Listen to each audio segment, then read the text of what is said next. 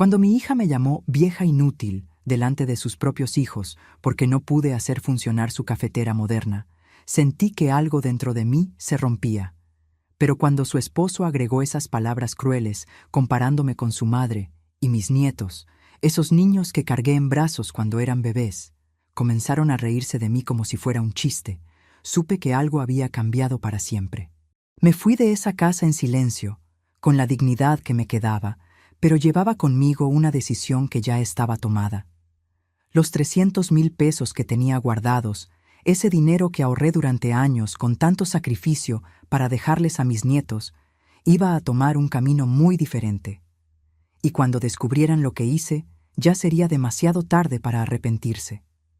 ¡Qué alegría tenerte aquí conmigo! Si estás viendo este video, te pido con mucho cariño que te suscribas al canal. Por favor, necesitamos mucho alcanzar 20,000 suscriptores. ¿Puedo contar con su ayuda? Estamos construyendo una comunidad hermosa de mujeres fuertes. Su presencia es muy importante y su apoyo es esencial para nuestro trabajo, para que sigamos contando historias como esta. Cuéntame también en los comentarios desde dónde nos está escuchando. Nos emociona saber hasta dónde llegan nuestras historias. Había llegado a la casa de Gabriela esa mañana con tanta ilusión, con el corazón lleno de esperanza y ese deseo simple de compartir un café con mi familia, de estar cerca de mis nietos, de sentirme parte de algo. Toqué la puerta con una sonrisa en el rostro.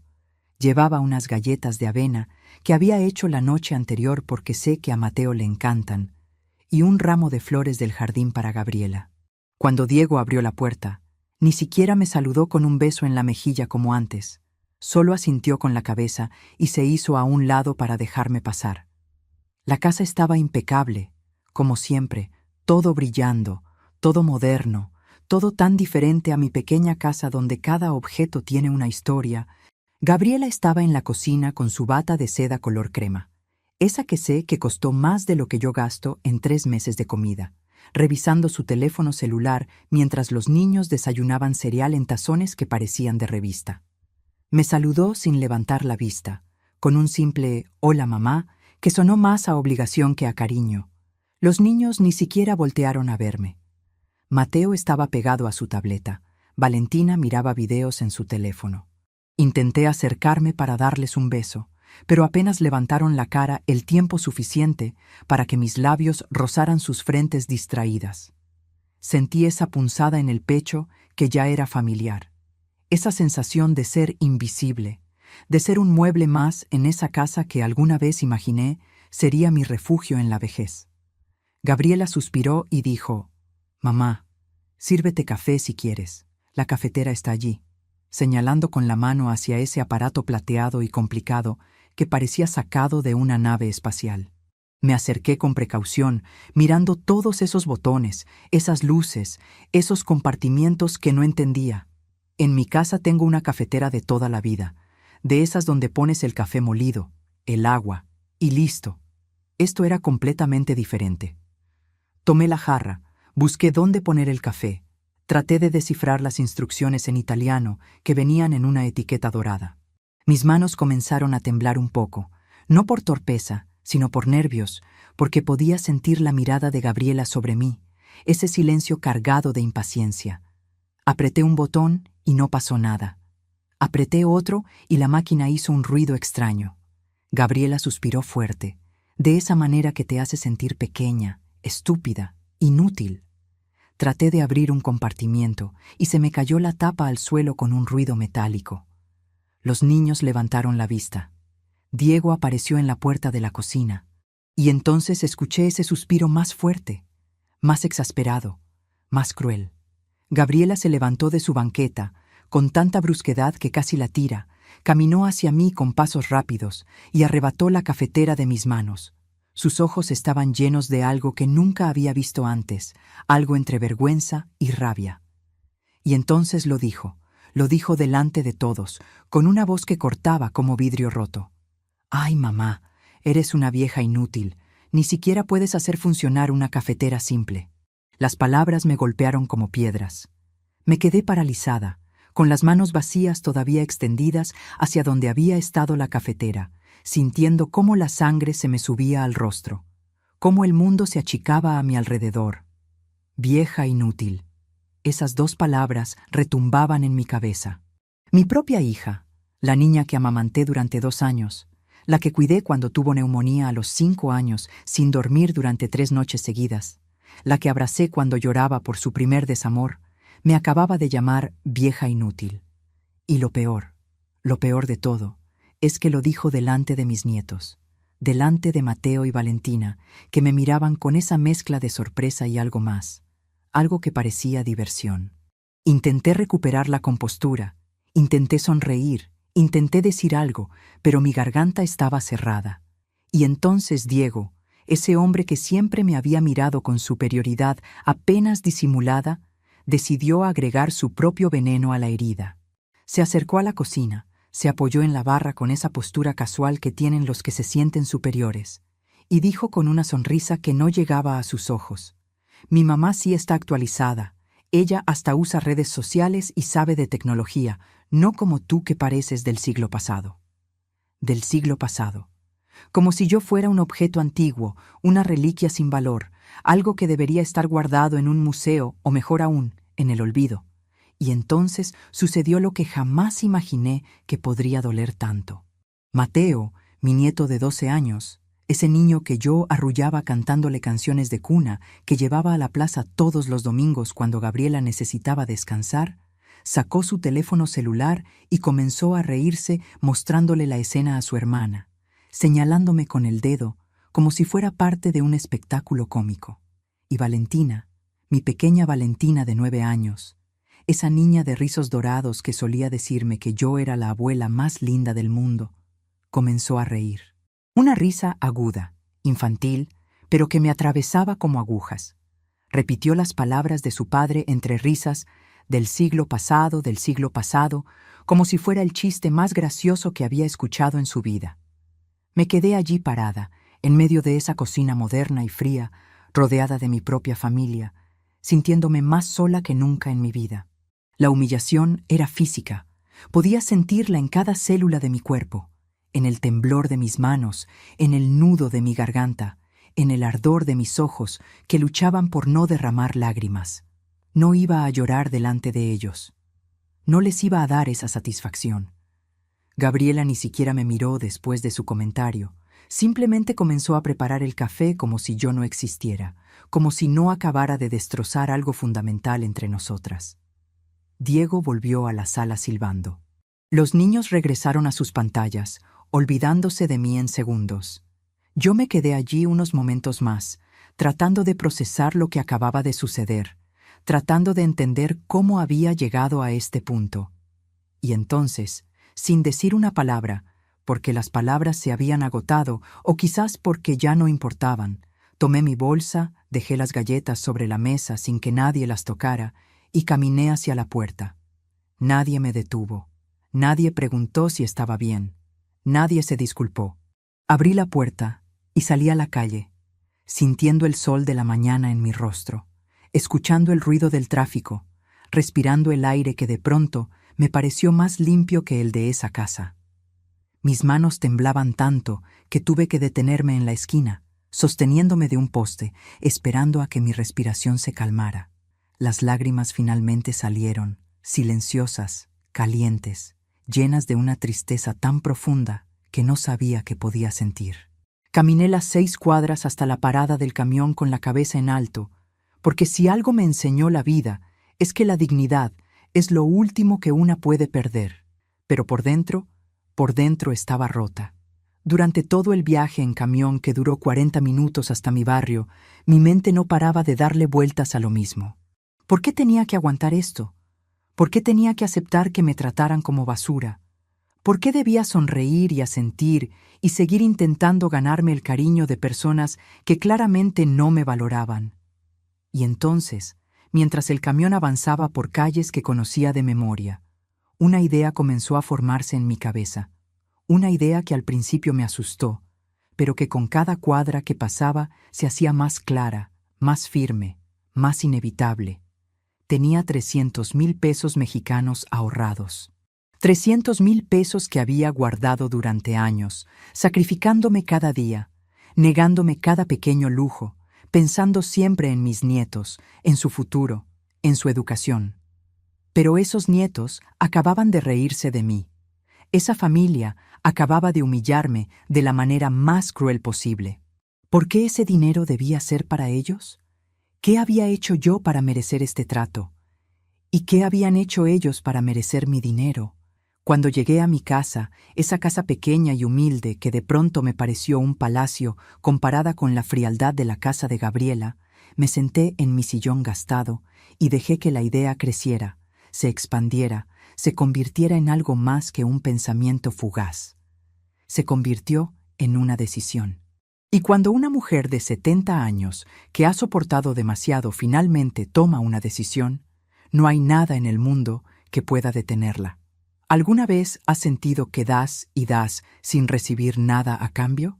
¿Has sido tratada como invisible por las personas que más amas? Porque yo sí, y lo que decidí hacer cambió todo. ¿Crees que exageré o hice lo correcto? Quédate conmigo porque lo que sucedió después los dejó a todos sin palabras. Me llamo Rosa, tengo 70 años, y hasta hace poco creía que mi vida había valido la pena solo por haber criado a mi hija. Ahora sé que estaba equivocada, pero para entender cómo llegué a ese momento terrible en la cocina de Gabriela, necesito regresar un poco en el tiempo. Hace 15 años enviudé. Mi esposo Fernando murió de cáncer de páncreas después de 8 meses de agonía que vaciaron nuestros ahorros y mi alma. Fueron 35 años de matrimonio, 35 años de trabajar juntos vendiendo comida en un puesto callejero, levantándonos a las 4 de la mañana todos los días, cocinando bajo el sol y la lluvia, ahorrando cada peso que podíamos. Fernando era un buen hombre, trabajador, honesto, pero emocionalmente distante. Trabajaba tantas horas al día, que casi no lo veía.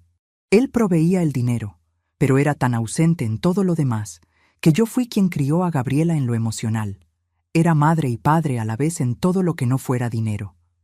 Yo era quien la llevaba a la escuela, quien revisaba sus tareas, quien la consolaba cuando lloraba, quien se desvelaba cuando tenía fiebre, quien iba a las juntas de padres, quien celebraba sus logros. Fernando solo aparecía cansado por las noches. Comía en silencio y se iba a dormir. Los fines de semana trabajaba igual. Cuando murió, me dejó sola pero con 300,000 pesos mexicanos que habíamos ahorrado durante esos 35 años de sacrificio. 300,000 pesos, el equivalente a casi 4 años de mi pensión completa, o el precio de un auto nuevo modesto. Ese dinero representaba cada taco que vendimos, cada madrugada que soportamos, cada domingo que no descansamos. Ese dinero era sagrado para mí. Gabriela tiene ahora 43 años y creció teniendo lo que yo nunca tuve. La metí en escuela particular, aunque eso significara que yo usara la misma ropa durante años. Le pagué clases de inglés, aunque eso significara que yo caminara en lugar de tomar el camión para ahorrar. Se graduó de administración de empresas, algo que me llenó de orgullo porque ninguna mujer en mi familia había pisado una universidad. Yo sacrifiqué todo, absolutamente todo. Nunca me compré ropa nueva, nunca fui a un salón de belleza, nunca viajé, nunca me di un lujo. Todo era para ella, para que tuviera las oportunidades que yo no tuve, para que su vida fuera mejor que la mía. Y durante muchos años pensé que lo había logrado. Gabriela consiguió un buen trabajo. Conoció a Diego en la empresa donde trabajaba hace 16 años. Diego venía de una familia acomodada. Su padre era dueño de una cadena de ferreterías. Su madre era maestra de universidad. Desde el principio noté cómo me miraba, con esa mezcla de lástima y desdén que tienen las personas que nunca han tenido que luchar por nada.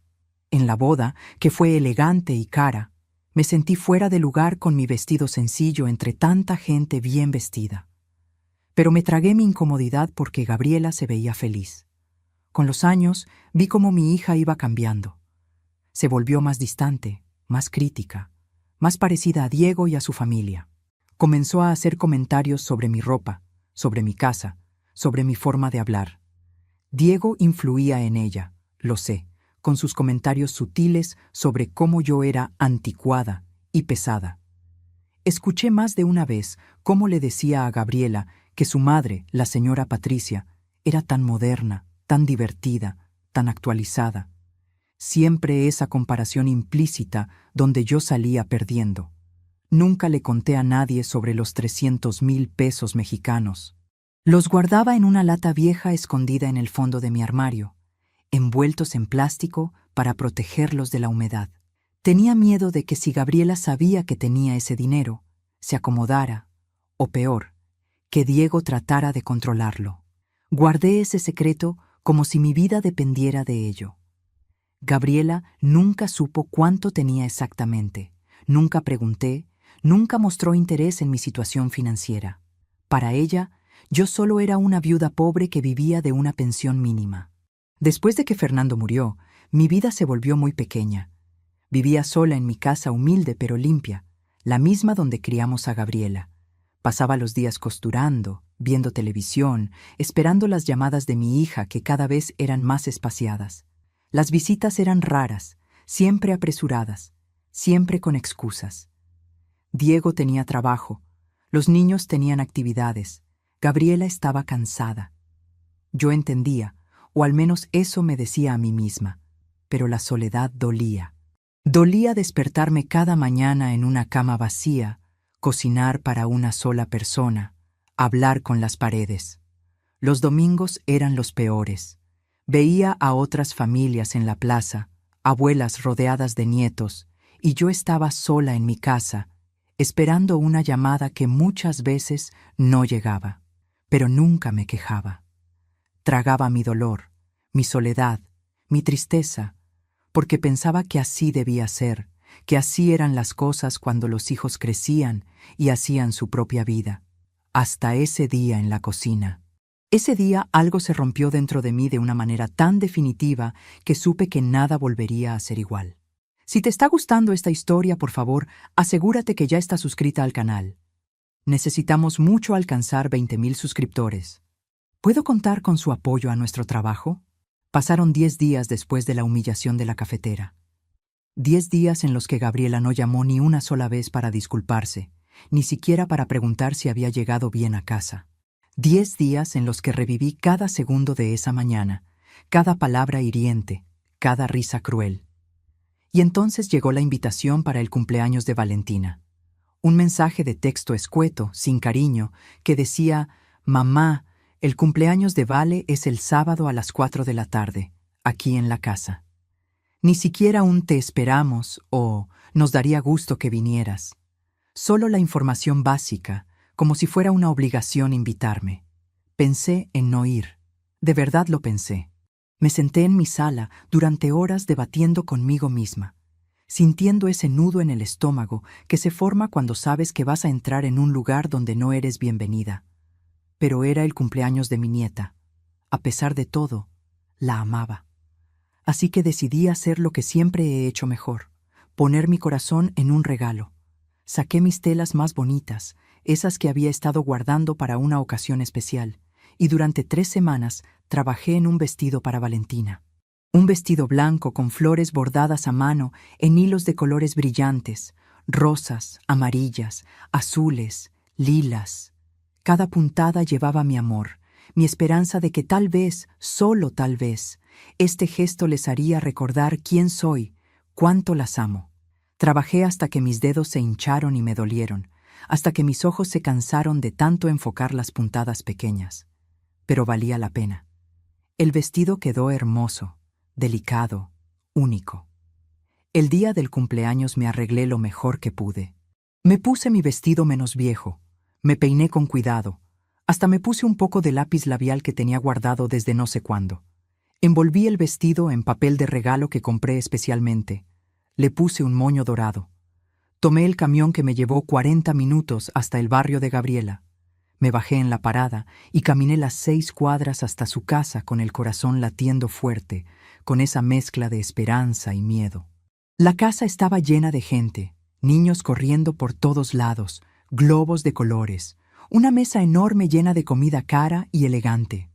Reconocí a algunos padres de los compañeros de escuela de Valentina, a la familia de Diego, a la señora Patricia con su ropa de marca y su peinado perfecto de salón. Gabriela estaba ocupada siendo la anfitriona perfecta, sonriendo, sirviendo bebidas, tomándose fotografías. Cuando me vio llegar, su sonrisa se congeló por un segundo antes de recuperarse. Me saludó con un beso rápido en la mejilla y me señaló hacia el jardín donde estaban los demás invitados. No me presentó a nadie. No me incluyó en las conversaciones. Fui invisible nuevamente. Valentina estaba rodeada de sus amigas, todas con vestidos modernos de esos que cuestan una fortuna, con sus lazos enormes y sus zapatos brillantes. Me acerqué con mi regalo en las manos, sonriendo, intentando llamar su atención. Cuando finalmente me vio, vino corriendo, pero no con el entusiasmo que yo esperaba, sino con esa ansiedad de los niños que quieren abrir regalos rápidamente. La hora de los regalos llegó, y Gabriela organizó todo como un espectáculo. Valentina se sentó en una silla especial decorada con flores, mientras los invitados formaban un semicírculo alrededor de ella. Uno por uno, los niños le entregaban sus regalos. Muñecas caras, juegos electrónicos, ropa de marca, una bicicleta nueva que hizo que todos aplaudieran. Y entonces llegó mi turno. Me acerqué con mi paquete envuelto con tanto amor y se lo entregué. Valentina lo tomó, sintiendo el peso de la tela, y noté cómo su entusiasmo decaía. Rompió el papel sin cuidado y sacó el vestido. Hubo un silencio terrible que duró apenas unos segundos, pero que se sintió como una eternidad. Y entonces lo hizo. Valentina miró el vestido que me había tomado 3 semanas hacer, ese vestido en el que había puesto cada gota de mi amor, e hizo una mueca de asco, una mueca que todos pudieron ver. Y con voz clara, delante de todos los invitados, dijo: «Ay no, abuela, esto es muy feo y pasado de moda, parece de los años 1000. Los años 1000. Como si mi trabajo, mi esfuerzo, mi amor fueran algo prehistórico, ridículo, sin valor». Algunas de las niñas comenzaron a reír. Esas risitas crueles de la infancia que no entienden el daño que causan, pero que lo causan igual. Miré a Gabriela esperando, rogando que dijera algo, que defendiera a su madre, que enseñara a su hija sobre respeto y gratitud. Pero Gabriela solo dijo: «Ay, Valentina», con una risita nerviosa, como si fuera una travesura graciosa, y rápidamente guardó el vestido en una bolsa, sacándolo de la vista de todos como si fuera algo vergonzoso. Diego, por supuesto, no perdió la oportunidad de agregar su veneno. Se acercó a un grupo de adultos que estaban cerca, lo suficientemente cerca para que yo escuchara perfectamente, y dijo con voz clara y orgullosa: «Mi mamá le regaló a Valentina un tablet nuevo. Eso sí es un regalo de verdad. Eso sí es un regalo de verdad». Como si mis 3 semanas de trabajo, mis dedos hinchados, mi amor cosido en cada puntada no fueran nada. Como si yo no fuera nada. Tragué saliva, sentí cómo las lágrimas querían salir, pero las contuve. No iba a llorar allí, no les iba a dar esa satisfacción. Cuando llegó la hora del pastel, busqué dónde sentarme. La mesa principal estaba llena, tenía lugares reservados con nombres escritos en tarjetitas elegantes. Gabriela, Diego, Valentina, los abuelos paternos, los tíos de Diego. No había una tarjetita con mi nombre. Miré a Gabriela, buscando orientación, y ella señaló vagamente hacia un rincón del jardín, donde habían puesto una mesita pequeña con otras señoras mayores que no conocía, que tampoco parecían ser familia cercana. Me habían relegado a la mesa de otras abuelitas, como si fuera una invitada de relleno, alguien que está allí solo para completar número. Me senté en silencio, mientras cantaban las mañanitas, mientras Valentina soplaba las velas rodeada de su familia verdadera, la familia que importaba. Yo estaba a metros de distancia, separada, excluida, olvidada. Después del pastel, necesité ir al baño. Entré a la casa, caminé por el pasillo que conocía bien, y cuando estaba por llegar, escuché voces que venían de la cocina. La voz de Gabriela, inconfundible, hablando con alguien. Me detuve. No fue intencional espiar, pero algo en el tono de su voz me hizo quedarme quieta. y entonces la escuché decir algo que me destrozó más que cualquier otra cosa que hubiera pasado ese día. Estaba hablando con una amiga. Podía escuchar la otra voz femenina respondiendo. Y Gabriela dijo, con ese tono cansado y quejumbroso, «Ay, amiga, es agotador tener que invitar a mi mamá a todo. Diego dice que ella es muy dramática y que si no la invito, se victimiza y llora. Pero, honestamente, ya me cansa. Mi suegra es tan diferente, tan moderna y divertida. Cada palabra era un cuchillo. Era agotador invitarme. Yo era dramática. Yo me victimizaba. Yo la cansaba.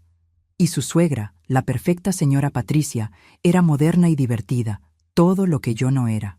Mi propia hija hablaba de mí como si fuera una carga insoportable, un deber molesto que tenía que cumplir. Me quedé allí paralizada en el pasillo, con la mano sobre mi pecho sintiendo cómo mi corazón se partía en pedazos. No entré al baño. No podía. Di media vuelta, caminé hacia el jardín, tomé mi bolsa y me fui de esa fiesta sin despedirme de nadie. Nadie notó mi ausencia. Nadie me buscó. Nadie preguntó por qué la abuela se había ido. Caminé las 6 cuadras hasta la parada del camión por las calles de ese barrio bonito, donde mi hija vivía su vida perfecta sin mí. Y lloré como no había llorado desde que enterré a Fernando. Lloré por todo el amor que había dado y que nunca fue suficiente. Lloré por la hija que perdí en algún momento sin darme cuenta. Lloré por los nietos que me veían como un chiste. Lloré por la soledad que me esperaba en mi casa vacía. Pero sobre todo, lloré por mí misma, por haber sido tan tonta de creer que el sacrificio y el amor incondicional serían valorados. Durante los 40 minutos del viaje en camión de regreso a mi barrio, las lágrimas no pararon. Cuando llegué a mi casa esa noche, me senté en mi sillón y algo cambió dentro de mí. El dolor se transformó en algo más frío, más claro, más determinado. Una decisión que había estado formándose desde el día de la cafetera finalmente cristalizó en mi mente. Y esta vez no había vuelta atrás. Pasé 7 días encerrada en mi casa sin contestar el teléfono, sin abrir la puerta, sin hablar con nadie. Gabriela ni siquiera llamó para preguntar por qué me había ido de la fiesta. Ese silencio me confirmó todo lo que necesitaba saber.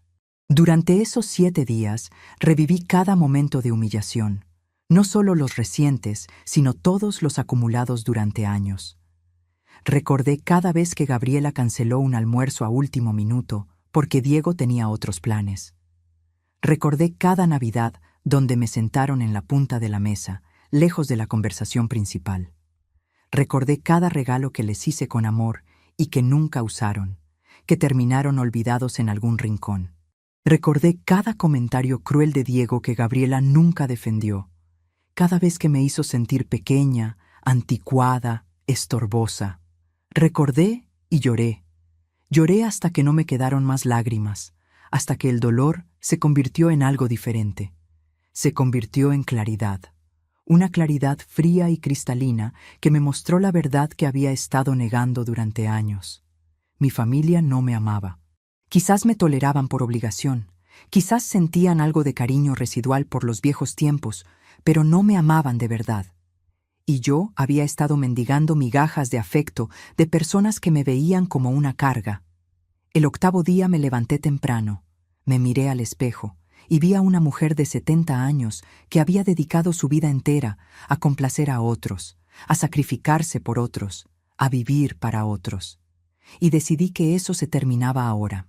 Fui a mi armario, saqué la lata donde guardaba los 300,000 pesos mexicanos, la puse sobre mi cama y la abrí. Allí estaba todo el dinero que Fernando y yo habíamos ahorrado durante 35 años. Dinero que venía de madrugadas frías preparando comida, de pies hinchados después de estar parada todo el día, de renunciar a todo para tener algo que dejarles a nuestros nietos. Pero esos nietos se habían reído de mí. Esa familia me había humillado una y otra vez. ¿Por qué demonios ese dinero debía ser para ellos? Tomé una decisión que sé que muchos pensarán que fue impulsiva, vengativa, cruel, pero no me importa. Ese dinero era mío. Lo gané yo, lo ahorré yo.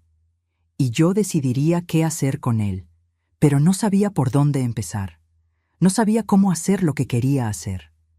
Entonces recordé a Claudia, mi vecina de 30 años, que siempre había sido amable conmigo, que me ayudaba con las bolsas del mercado y que a veces se quedaba a tomar café.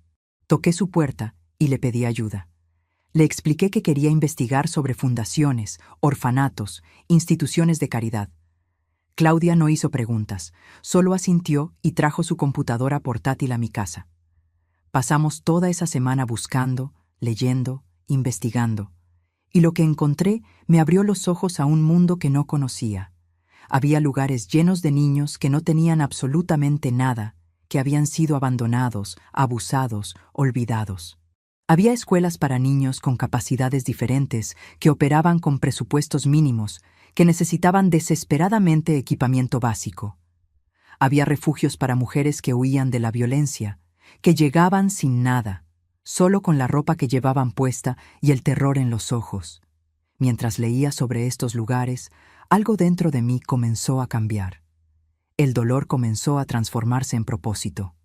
Hice una lista de 3 instituciones. Un orfanato llamado Casa de la Esperanza que albergaba 45 niños abandonados. Una escuela especial llamada Fundación Amanecer que enseñaba a niños con síndrome de Down, autismo y otras condiciones, y que necesitaba urgentemente computadoras y material educativo. Y un refugio para mujeres víctimas de violencia doméstica llamado Nuevo Comienzo, que apenas tenía fondos para funcionar. Durante la segunda semana después del cumpleaños, pedí las direcciones y visité personalmente los 3 lugares. No llamé antes, no avisé, simplemente aparecí. Quería ver la realidad, no una versión maquillada para impresionar a donantes. En el orfanato Casa de la Esperanza me recibió la directora, una mujer llamada Socorro que tenía ojeras profundas y manos cansadas. Me mostró las instalaciones. Eran limpias, pero deterioradas. Los niños dormían en literas viejas, algunos colchones estaban hundidos. La cocina necesitaba reparaciones, pero lo que más me impactó fueron los niños. Niños de todas las edades, desde bebés hasta adolescentes, todos con historias de abandono y dolor.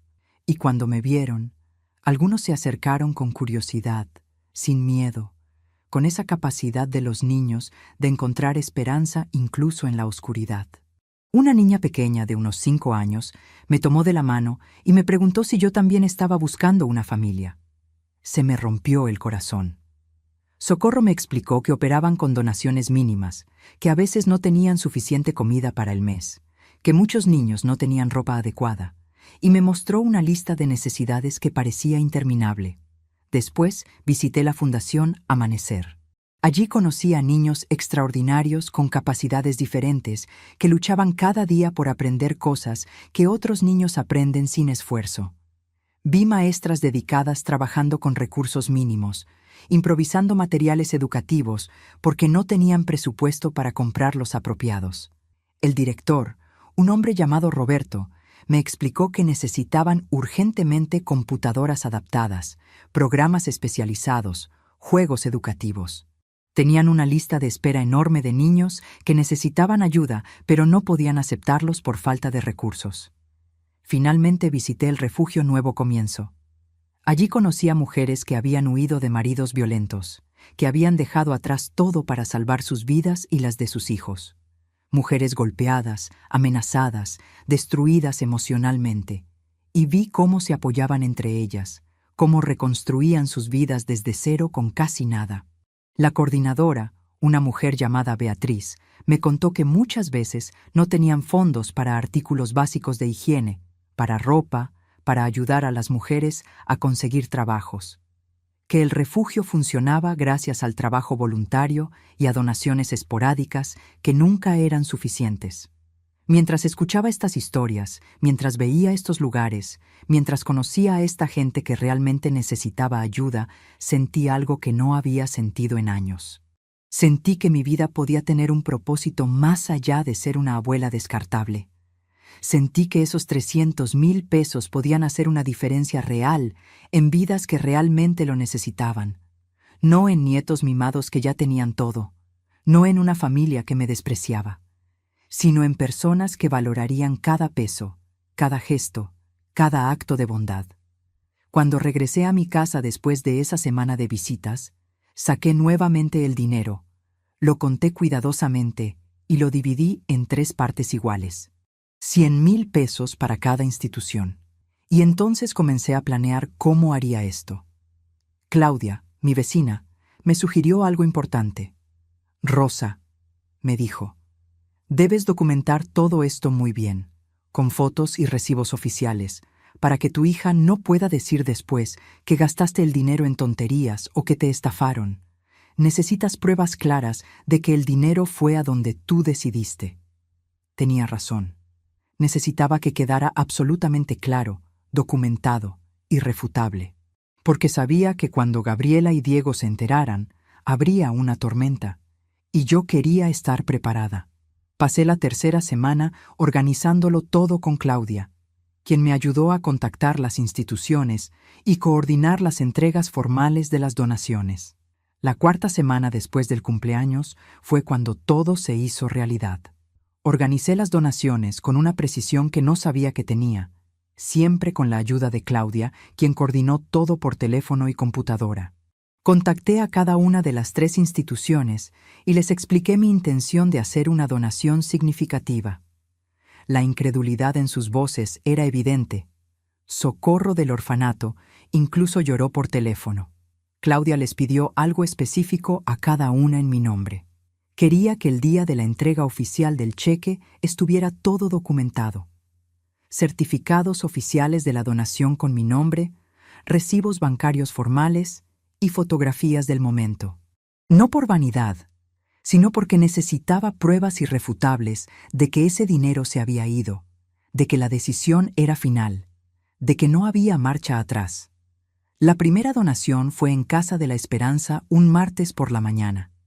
Llegué vestida con mi mejor ropa, que seguía siendo humilde pero estaba limpia y planchada.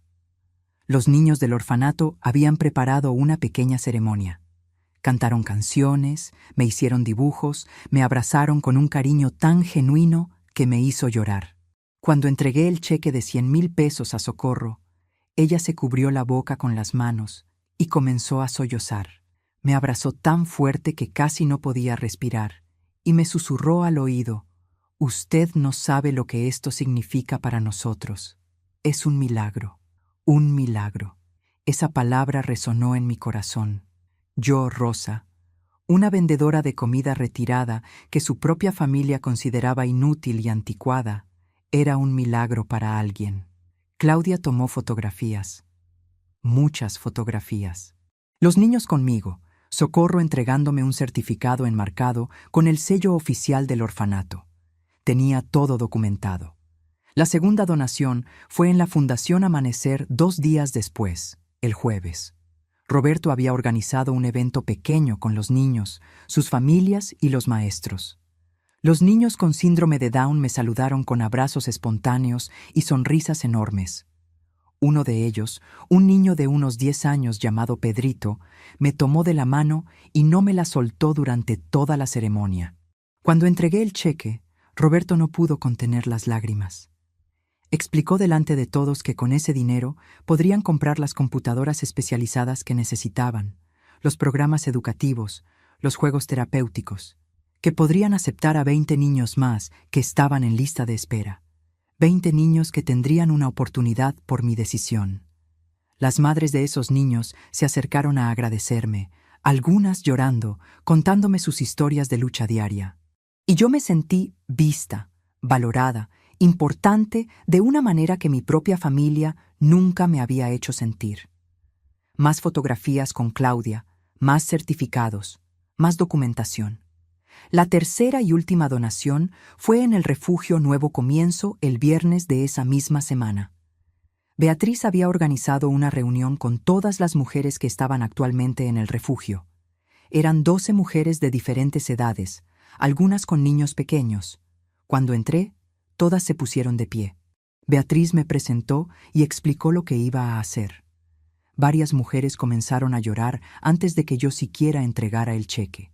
Una de ellas, una mujer joven de quizás 30 años, con un bebé en brazos y un ojo todavía morado de un golpe reciente, se acercó y me dijo con voz quebrada: «Gracias por creer que merecemos ayuda. Mi esposo siempre me decía que yo no valía nada». Le sostuve las manos y le dije: «Tú vales todo, nunca lo olvides».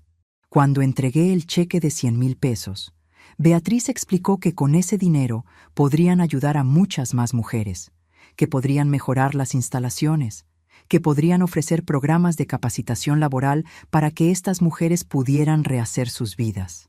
El llanto era general. Mujeres que habían sido golpeadas, humilladas, destruidas por hombres que decían amarlas, ahora lloraban de gratitud por una desconocida que les estaba dando esperanza. Y yo, que había sido humillada por mi propia familia, encontraba sanación en ayudar a otras mujeres que habían sufrido. Las fotografías de ese día son las que más atesoro. Mujeres abrazándome, algunas sonriendo por primera vez en quién sabe cuánto tiempo, niños jugando en el fondo, un ambiente de esperanza palpable. Beatriz me entregó un certificado hermoso con el sello oficial y me dijo que pondrían mi nombre en el mural de benefactores del refugio. Cuando salí de ese refugio el viernes por la tarde, con mis 3 certificados, mis fotografías, mis recibos bancarios que probaban cada donación, me sentí completa de una manera extraña. Había gastado todos mis ahorros. No tenía nada guardado para emergencias, para mi vejez, para nada. Pero tampoco me importaba. Por primera vez en 15 años desde que murió Fernando, sentí que mi vida tenía un propósito real. Entonces llegó el momento que había estado esperando y temiendo a la vez. Era hora de decirle a mi familia lo que había hecho.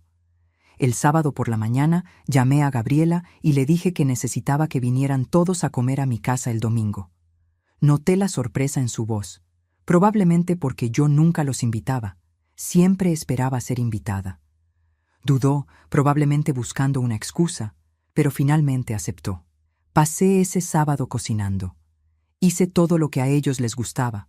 Mole poblano que llevaba horas de preparación, arroz rojo, frijoles refritos, tortillas hechas a mano, agua de Jamaica y de postre, el pastel de 3 leches que a Gabriela le encantaba desde niña. Puse mi mejor mantel, saqué la vajilla que solo usaba en ocasiones especiales, arreglé flores del jardín en un florero. Quería que todo estuviera perfecto. No porque quisiera impresionarlos, sino porque quería que recordaran esta comida por el resto de sus vidas. Llegaron el domingo a las 2 de la tarde. Diego con cara de fastidio por tener que venir a mi barrio humilde. Gabriela mirando su teléfono celular constantemente. Mateo y Valentina quejándose del calor, de que no había aire acondicionado, de que querían estar en casa jugando videojuegos. Los recibí con una calma que me sorprendió. Los senté a la mesa y les serví la comida que había preparado con tanto esmero. El pastel de 3 leches esperaba en el centro de la mesa, intocado, cubierto con un paño limpio. Comieron sin agradecerme, sin elogiar la comida, solo con comentarios ocasionales entre ellos sobre sus propios asuntos. Yo comí en silencio, observándolos, memorizando cada detalle de ese momento. Cuando terminamos el plato principal y antes de que tocaran el postre, me levanté y fui a mi cuarto. Saqué 3 sobres grandes de Manila que había preparado cuidadosamente con Claudia. Cada uno contenía copias de todas las fotografías, todos los certificados de donación, todos los recibos bancarios que probaban dónde había ido cada peso de mis 300,000 pesos mexicanos. Regresé a la mesa y coloqué los 3 sobres en el centro, uno al lado del otro, justo al lado del pastel intocado. El silencio se hizo instantáneo. Todos me miraron con curiosidad, mezclada con irritación por interrumpir su conversación. Y entonces, con una voz más firme y clara de lo que había usado en años, dije: «Quiero que sepan lo que hice con los 300,000 pesos que tenía guardados». Vi cómo Gabriela se ponía tensa. Su rostro mostraba confusión absoluta. «¿Qué 300,000 pesos, mamá?», preguntó con voz extrañada. Y allí estaba, el momento de la verdad. Los 300,000 pesos mexicanos que tu padre y yo ahorramos durante 35 años, los que guardé en secreto todos estos años. Gabriela abrió los ojos enormemente. Diego se inclinó hacia adelante con interés repentino. Los niños fruncieron el ceño sin entender completamente. ¿Tenías 300,000 pesos y nunca nos dijiste? La voz de Gabriela temblaba entre sorpresa e indignación. Tenía, dije con calma. Ya no los tengo. Gabriela tomó el primer sobre con manos que temblaban ligeramente. Lo abrió y comenzó a sacar las fotografías. Su rostro pasó de curiosidad a confusión, y luego a horror absoluto. Diego agarró el segundo sobre y lo abrió bruscamente. Las fotografías cayeron sobre la mesa. Yo con niños del orfanato, yo entregando cheques enormes, yo sonriendo, abrazada por desconocidos, los certificados con montos claramente visibles. 100,000 pesos, 100,000 pesos, 100,000 pesos. Mateo tomó el tercer sobre y sacó más fotografías. Valentina se acercó a mirar por encima del hombro de su madre. El silencio en mi pequeña cocina era tan denso que podía cortarse con cuchillo. Y entonces Gabriela levantó la vista hacia mí, y en sus ojos vi algo que nunca había visto antes. Terror, terror absoluto. Su boca se abrió y cerró varias veces antes de que pudiera formar palabras. Y cuando finalmente habló, su voz era un chillido agudo que nunca le había escuchado. ¿Qué hiciste? Estás loca. Ese dinero debía ser para tus nietos. Loca. Me llamaba loca por hacer lo que quise con mi propio dinero. Diego se puso de pie tan bruscamente que su silla cayó hacia atrás con un ruido fuerte. Su cara estaba roja de furia. No puedo creer que hiciste esto solo para lastimarnos. Ese dinero podría haber cambiado el futuro de tus nietos. Mateo comenzó a llorar, finalmente entendiendo que había dinero que probablemente soñaba usar para su universidad, para sus caprichos, y que se había ido. Valentina me miraba con los ojos muy abiertos, procesando lentamente lo que había sucedido. Yo me mantuve sentada, con las manos cruzadas sobre mi regazo, absolutamente serena. Una calma extraña me había invadido. No sentía culpa, no sentía miedo, solo sentía claridad. Era mi dinero, dije con voz tranquila pero firme. Dinero que yo gané, que yo ahorré durante 35 años con tu padre. Y decidí darlo a niños que realmente lo necesitan y que me trataron con más respeto, cariño y gratitud en un día que ustedes en años. Las palabras cayeron sobre ellos como piedras. La reacción fue explosiva. Gabriela se puso de pie, con las fotografías todavía en sus manos temblorosas, y comenzó a gritar de una manera que nunca había visto. Su cara estaba roja, sus ojos llenos de lágrimas de rabia y desesperación. Destruiste el futuro de tus nietos. Eres vengativa y cruel. ¿Cómo pudiste hacernos esto? Y allí estaba la palabra clave, hacerles esto a ellos, como si yo fuera la mala de la película. Como si humillarme públicamente, reírse de mí, tratarme como basura durante años fuera perfectamente aceptable, pero usar mi propio dinero como yo quisiera fuera un crimen imperdonable. Diego comenzó a caminar de un lado a otro de mi pequeña cocina, como un animal enjaulado, con los puños apretados. ¿Cómo pudiste ser tan egoísta? Piensa en tus nietos. Necesitarán ese dinero para la universidad. Lo miré directamente a los ojos. Diego, tú tienes dinero. Tu familia tiene propiedades, negocios. Que ellos paguen la universidad. Yo ya di todo lo que tenía que dar en esta vida. Mateo lloraba abiertamente ahora, con ese llanto dramático de los niños que están acostumbrados a conseguir todo lo que quieren. Pero abuela, yo necesitaba ese dinero para mis estudios. ¿Cómo voy a pagar la universidad ahora? Lo miré a los ojos, a ese niño de 12 años que se había reído de mí en aquella cocina, y dije, tu padre tiene dinero suficiente para pagar tu universidad, Mateo.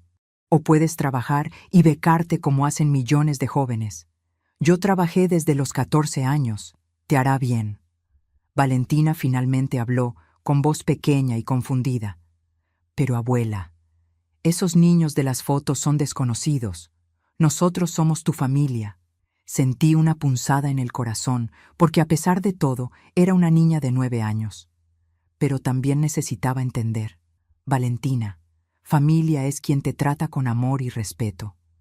Esos niños desconocidos me abrazaron con cariño verdadero. Tú te burlaste de mí y llamaste feo al vestido que hice con mis manos durante 3 semanas. Dime, ¿quién se comportó más como familia? La niña se quedó callada, sin saber qué responder. Gabriela se derrumbó en su silla, llorando ahora con sollozos que sacudían todo su cuerpo. Mamá, exageraste. Fue solo un momento malo. Todos nos equivocamos a veces. No podías tirar años de relación por un par de comentarios desafortunados. Y allí estaba la minimización. Reducir años de humillación acumulada a un par de comentarios desafortunados. Me puse de pie y caminé hacia donde ella estaba sentada. Me agaché para quedar a su altura y la miré directamente a los ojos. Gabriela, no fue un momento malo. Fueron años, años de cancelaciones de último minuto. Años de hacerme sentir que molestaba con mi presencia, años de comparaciones crueles con tu suegra, años de dejar que Diego me faltara al respeto y no decir nada. Años de enseñarles a tus hijos que está bien burlarse de su abuela. No exageré nada, simplemente abrí los ojos. Ella negó con la cabeza, todavía llorando. No puedo creer que hayas hecho esto. Es tan cruel. ¿Sabes qué es cruel?, dije, sintiendo cómo mi voz se elevaba por primera vez. Cruel es llamar a tu madre vieja inútil delante de tus hijos. Cruel es decirle a tu amiga que es agotador tener que invitarme. Cruel es hacerme sentir que soy una carga en lugar de una bendición. Eso es cruel, Gabriela. Se quedó boquiabierta. ¿Escuchaste eso? Escuché todo, en el cumpleaños de Valentina. Fui al baño y te oí hablando con tu amiga en la cocina. Cada palabra que dijiste sobre mí. Su rostro palideció completamente. Mamá, yo estaba frustrada ese día. No lo decía en serio. Sí lo decías, y aunque no lo hubieras dicho, tus acciones lo demostraban. No me arrepiento de nada, Gabriela. Esos niños del orfanato me abrazaron con amor verdadero. Esas mujeres del refugio me agradecieron con lágrimas sinceras. Ustedes solo me dieron desprecio. Diego intervino otra vez. Su voz ahora más controlada pero llena de amargura. Pasé 40 años sacrificándome, negándome todo, viviendo para otros. Estos 300,000 pesos fueron lo último que me quedaba, y decidí usarlos para ayudar a quien realmente lo necesita y valora. Vas a morir sola, dijo Diego con tono amenazante. Cuando seas vieja y enferma, no vendremos a cuidarte. Te vas a pudrir sola en esta casa miserable. Sus palabras deberían haberme dolido, pero extrañamente no lo hicieron. Prefiero morir sola con dignidad que vivir rodeada de gente que me desprecia, respondí con calma. Gabriela se puso de pie bruscamente, tomó su bolsa y miró a sus hijos. Vámonos, no tengo nada más que decir. Todos se dirigieron hacia la puerta. Antes de salir, Gabriela se volteó hacia mí una última vez. No vuelvas a buscarme, mamá. Esto no tiene perdón. No planeo buscarte, dije tranquilamente. Las puertas de mi casa están cerradas hasta que aprendas lo que es el respeto. Salieron dando un portazo que hizo temblar las paredes de mi pequeña casa. Me quedé sola en mi cocina, con los platos de comida casi intactos sobre la mesa, con el pastel de 3 leches que nadie probó todavía cubierto en el centro, con el silencio pesado llenando cada rincón. Y esperé sentir culpa, remordimiento, arrepentimiento. Esperé que me cayera encima el peso de lo que había hecho, pero no llegó nada de eso. Lo que sentí fue paz. Una paz profunda y verdadera que no había sentido en años. Esa noche dormí mejor que en mucho tiempo. Los días siguientes fueron de silencio absoluto. Ni llamadas, ni mensajes, nada. Era como si hubiera muerto para ellos. Pero yo seguía con mi rutina. Cosía, limpiaba mi casa, visitaba el mercado, y curiosamente no me sentía sola. Me sentía libre. 2 semanas después del almuerzo, Gabriela apareció en mi puerta. Sola, sin Diego ni los niños. Cuando abrí, vi que traía los ojos hinchados de llorar. Entró sin que la invitara y se sentó en mi sala. Mamá, exageraste. Comenzó con ese tono manipulador que conocía bien. Fue solo un momento malo. Todos cometemos errores. No puedes tirar años de relación por esto. Piensa en los niños. Ellos realmente necesitarán ese dinero. Pero yo ya no era la misma mujer que se tragaba todo en silencio. Me senté frente a ella y comencé a hablar. Le conté cada humillación que había guardado en silencio, cada desplante, cada comentario cruel, cada momento en que me hizo sentir invisible. Le dije exactamente cómo me había sentido el día de la cafetera, el día del cumpleaños de Valentina, cada vez que Diego me insultaba y ella no decía nada. Hablé durante casi 1 hora sin parar, sacando todo el dolor acumulado. Ella intentó interrumpir varias veces, pero yo no se lo permití. «Ahora me toca hablar a mí», le dije firmemente. Cuando terminé, Gabriela estaba llorando otra vez. «Pero mamá, piensa en Mateo y Valentina. Ellos son inocentes en todo esto». Mi respuesta fue firme. «Diego tiene dinero suficiente y tú también trabajas. Entre los dos pueden pagar lo que los niños necesiten. Yo ya cumplí mi parte criándote a ti y dándote todo lo que necesitaste. Todo, Gabriela. Todo lo que yo nunca tuve. ¿De verdad no te arrepientes?», preguntó con voz quebrada. «Ni un segundo. Esos niños del orfanato, esas mujeres del refugio, me valoraron más en un día que ustedes en años. Eso me mostró dónde debía ir mi dinero. Se fue ese día sin que llegáramos a ningún acuerdo. Me dijo que nunca me perdonaría, que me arrepentiría de esto». Cerré la puerta detrás de ella y no sentí nada más que alivio. Los meses pasaron. Seguí visitando las 3 instituciones donde había donado el dinero. Me convertí en voluntaria. En el orfanato ayudaba a los niños pequeños con sus tareas. En la Fundación para Niños Especiales ayudaba en las terapias.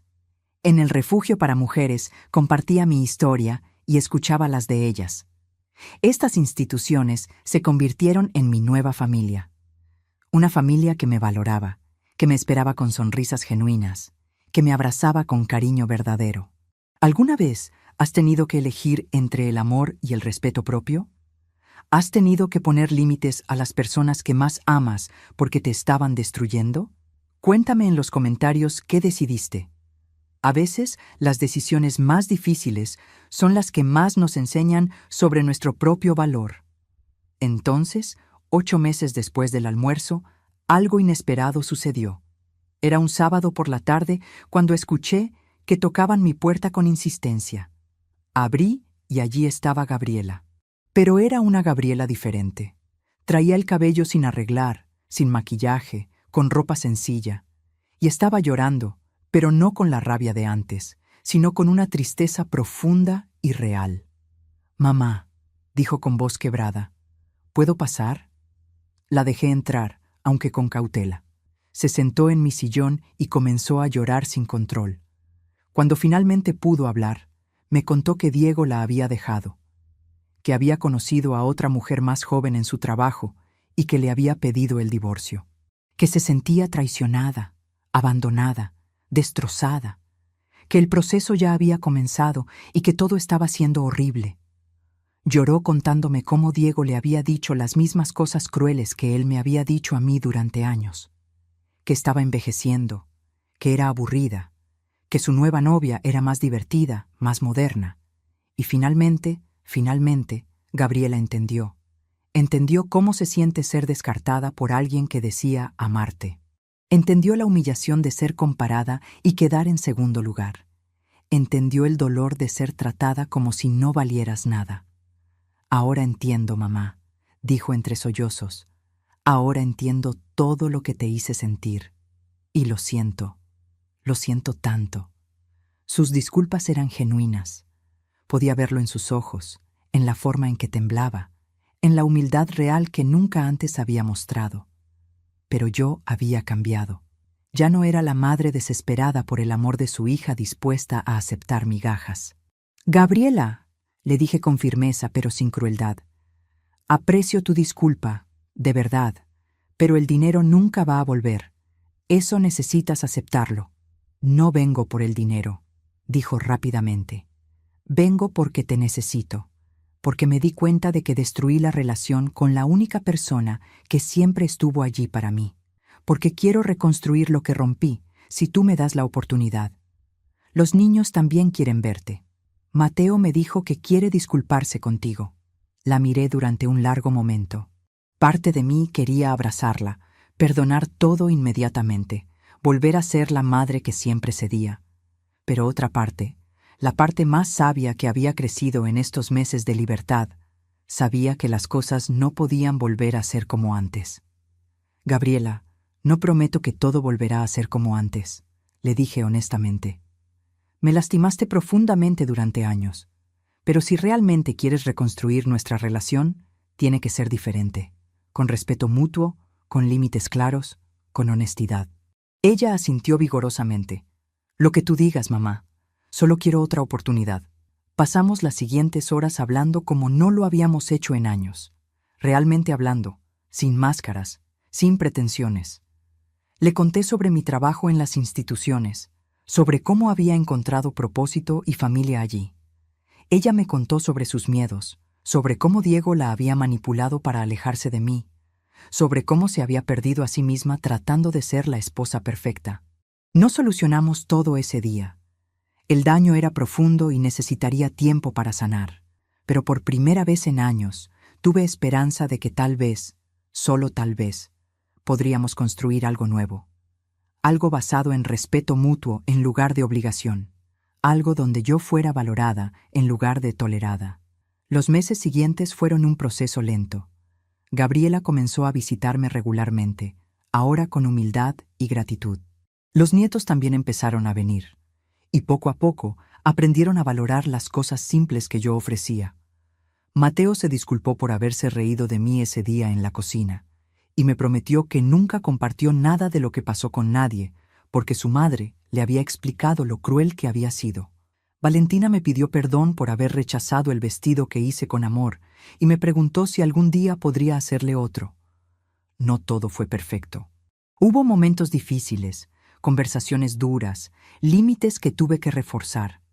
Pero era diferente, porque ahora yo sabía mi valor, porque había aprendido que el amor propio no es egoísmo, porque había descubierto que ayudar a otros me daba más satisfacción que mendigar cariño de quien no lo valoraba. Los 300,000 pesos nunca volvieron, pero recuperé algo infinitamente más valioso. Recuperé mi dignidad, recuperé mi voz, recuperé mi vida. Y les enseñé a mi hija y mis nietos una lección que ninguna cantidad de palabras podría haber enseñado. Les enseñé que las personas mayores no son descartables, que el respeto no es opcional, que las acciones tienen consecuencias, y que una mujer, sin importar su edad, siempre tiene el poder de decidir sobre su propia vida. Hoy, a mis 71 años, soy más feliz de lo que he sido en décadas.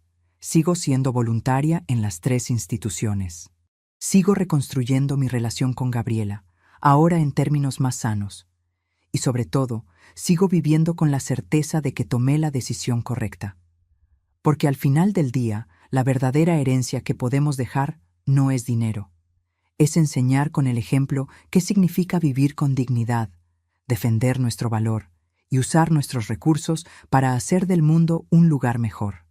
Y eso es algo que ninguna cuenta bancaria puede comprar. A veces pienso en esa mañana en la cocina de Gabriela, en cómo todo cambió con unas simples palabras crueles. Y me doy cuenta de que tal vez necesitaba ese momento de quiebre para despertar.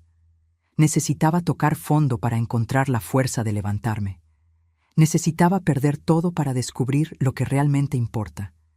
Si alguien que está escuchando esto se siente invisible, descartado, no valorado por su propia familia, quiero que sepas algo. Tu vida tiene valor. Tu dignidad tiene valor. Y nunca, nunca es demasiado tarde para decidir vivir en tus propios términos. Yo lo hice a los 70 años. Tú puedes hacerlo a cualquier edad. No dejes que nadie te haga sentir que no mereces respeto. No dejes que nadie te convenza de que debes aguantar maltrato porque son familia. La verdadera familia se construye con amor, respeto y valoración mutua. Y si no tienes eso, está bien crear tu propia familia con quienes realmente te aprecien. Los 300,000 pesos fueron el precio de mi libertad. Y no me arrepiento de un solo peso que gasté, porque compré algo que no tiene precio, Compré mi paz, compré mi dignidad, compré la certeza de que viví de acuerdo a mis valores hasta el final. Y eso vale infinitamente más que cualquier herencia monetaria que pudiera haber dejado. Si te gustó esta historia, haz clic en este próximo video que está apareciendo en la pantalla, porque la próxima traición supera todo lo que has visto hasta ahora. Y no te olvides suscribirte en el canal, para que no te pierdas ni una sola historia.